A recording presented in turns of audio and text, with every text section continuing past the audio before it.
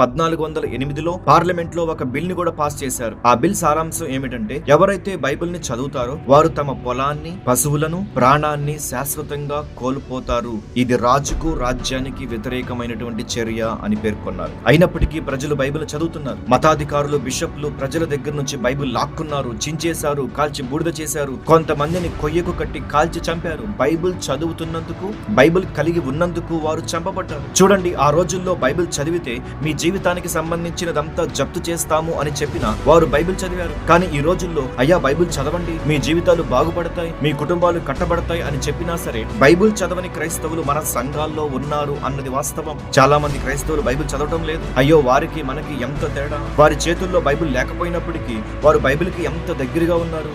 మన చేతుల్లో బైబిల్ ఉన్నప్పటికీ మనం బైబిల్కి ఎంత దూరం వెళ్ళిపోయాం ఆలోచించండి ఒకసారి.